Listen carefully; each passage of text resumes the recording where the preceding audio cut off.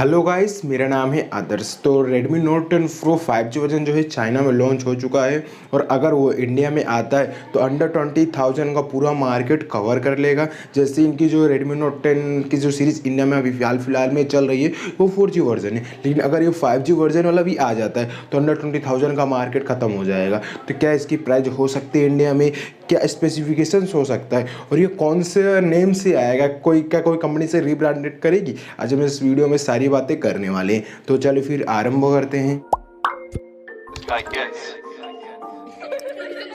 बात कर लीजिए फर्स्ट ऑफ ऑल स्पेसिफिकेशंस के बारे में, तो इसमें आपको 6.67 इंच की FHD प्लस IPS पैनल के साथ में डिस्प्ले देखने को मिलता है। इसमें 120 हर्ट्ज का रिफ्रेश रेट देखने को मिल जाता है। HDR10 सर्टिफाइड है, वाइड वन L1 का सर्टिफिकेट भी देखने को मिल जाता है। यानी बात कीजिए तो अभी जो यहाँ पे Redmi Note 10 4G वर्जन जो चल रहा है उसमें आपको AMOLED प्लस 120 हर्ट्ज चल रहा है, ठीक है। इसीलिए तो 120,000 की इन्होंने मार्केट डील किया है। यही एक रीज़न था इसकी वजह से भाई, और ये सुपर है। यस, उसी के बात की तो भाई इन्होंने हालांकि IPS पैनल ही इन्होंने दिया, थोड़ा डाउनग्रेड किया है, लेकिन उसी के बात की तो इन्होंने इसमें कोरिंग और ग्लास विक्टस लगाया हुआ है। यस, जो यहाँ पे 4G वर्जन है यहाँ पे आपको कोरिंग ग्लास 5 देखने को मिलता है, लेकिन इसमें आपको विक्टस देखने को मिल जाता है। और भाई जो कोरिंग ग्लास विक्टस की प्रोटेक्शन है वो एकदम हाई लेवल की है और ये फ्लैगशिप के फ़ोन में लगाया जाता है, तो इससे भाई ये यूनिक बना देता है। जो इंडिया में 4G है वहाँ पर तो 120 Hz AMOLED है, लेकिन जो चाइना वाला है उसमें आपको विक्टस की वजह से अच्छी सिक्योरिटी देखने को मिल जाता है। और आगे बात की जाए प्रोसेसर के बारे में, तो इसमें आपको MediaTek Dimensity 1100 का प्रोसेसर देखने को मिलता है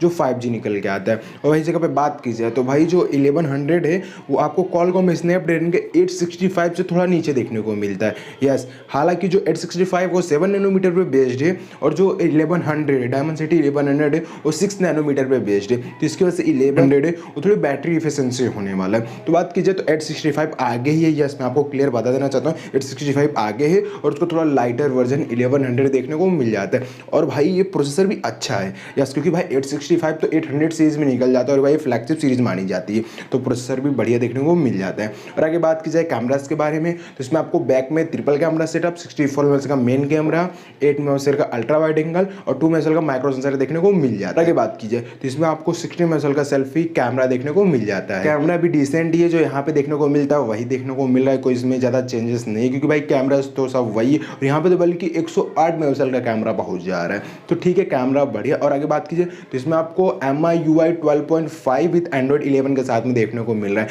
अब भाई मैं आपको क्या बताऊं, जो चाइना वाला 12.5 है उसमें फीचर्स के नाम पे फीचर्स ही फीचर्स दिए, और वही जो इंडिया में आया 12.5 जो भी रिसेंटली Redmi Note 10 Pro और Pro Max में रिसीव भी हो चुका है, उसमें हालांकि एक और अपडेट आ चुका 12.5.1 या 2 ऐसा कुछ है, और भाई उसमें फीचर्स के नाम पे कुछ नहीं है।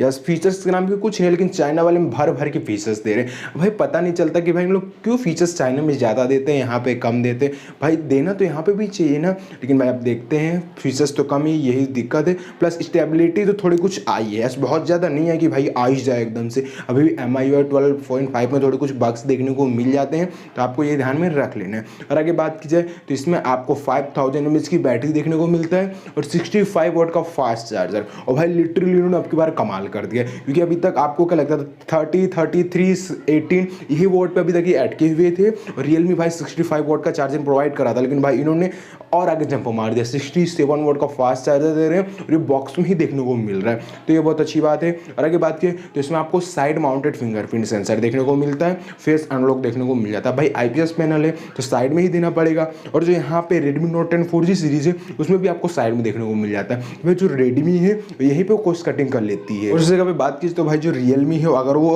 आपको AMOLED पैनल प्रोवाइड कर रही है तो आपको इन डिस्प्ले जरूर देती है, क्योंकि भाई जब बात कीजिए तो Realme 8 जो अभी आया रिसेंटली आपको 15,000 लगभग देखने को मिलता है, उसमें भी आपको इन डिस्प्ले फिंगरप्रिंट सेंसर देखने को मिल जाता है। तो भाई यहाँ पे Realme थोड़ा आगे रहती है, लेकिन Redmi हमेशा पीछे रह जाता है। और आगे बात की जाए तो इसमें आपको स्टीरियो स्पीकर देखने को मिलता है, ब्लूटूथ 5.0 देखने को मिलता है, Wi-Fi 6 देखने को मिलता है, इसमें आपको डुअल सिम आराम से आप लगा सकते हो, इसमें आपको UFS 3.1 की स्टोरेज टाइप देखने को मिलता है, LPDDR4X की रैम देखने को मिल जाता है। और भाई इसमें आपको कोई भी 3.5 में उनका जैक देखने को नहीं मिलता है, सो आपको गड्ढा देखने को नहीं मिल रहा है। लेकिन जो यहाँ की सीरीज थी Redmi Note 10 सीरीज जो 4G वर्जन था उसमें आपको देखने को मिल जाता है। एक बात ये ओवरऑल एक कंप्लीट पैकेज देखने को मिल जाता है। अब भाई अगर वहाँ को अगर इंडिया के 4G वर्जन से कंपेयर किया जाए तो थोड़े कुछ वहाँ पे ज़्यादा देखने को मिल जाते हैं, जो बहुत ज़्यादा हैं, और इंडिया में थोड़े कम देखने को मिल जाते हैं। आपको बात ये भाई एक एमोलेड पैनल ही जो मुझे थोड़ा खटक रहा है, लेकिन बात क्या है प्रोसेसर इन्होंने अच्छा दे दिया है, प्लस कूलिंग ग्लास वेक्टर्स लगा दिया है, तो इससे और ज़्यादा फ़ोन अच्छा हो जाता है और इसमें भी अलग अलग फीचर्स भी आते हैं।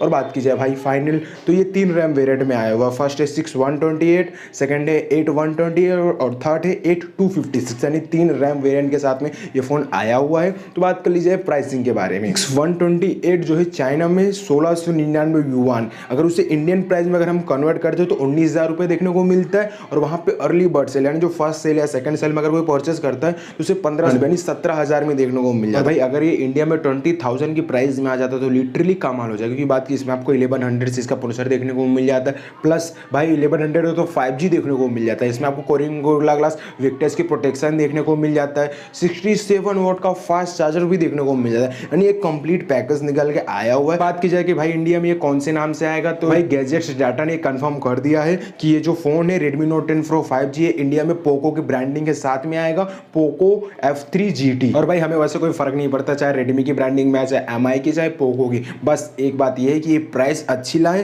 प्लस इनका जो MI UI है वो थोड़ा बढ़िया रखे, क्योंकि भाई ये तो स्पेसिफिकेशंस तो एकदम शानदार दे देते हैं, यानी भाई कोई पहुंच ही नहीं सकता टॉप ऑफ द लाइन जो प्राइस के हिसाब से देखा जाए तो। लेकिन भाई इनका जो MI UI एकदम रद्दी है, हालांकि 12.5 में थोड़ा कुछ बढ़िया हुआ है, लेकिन इन्हें और थोड़ा काम करने की जरूरत है। अब मैं तो सोच रहा हूँ कि भाई ये थोड़ा जो हार्डवेयर होता है उसमें थोड़ा कम ध्यान दे, हार्डवेयर थोड़ा कम दे, लेकिन सॉफ्टवेयर पे ही अच्छे से ध्यान दे। आगे देखते जब ये फोन आता है तो कैसा देखने को मिल जाएगा। तो चलिए गाइस, अगर आपको वीडियो पसंद आए तो हमारे चैनल को सब्सक्राइब करें और इसके बाद जो बेल आइकन है उसे भी दबाएं और एक्साइटिंग वीडियो सबसे पहले देखने के लिए।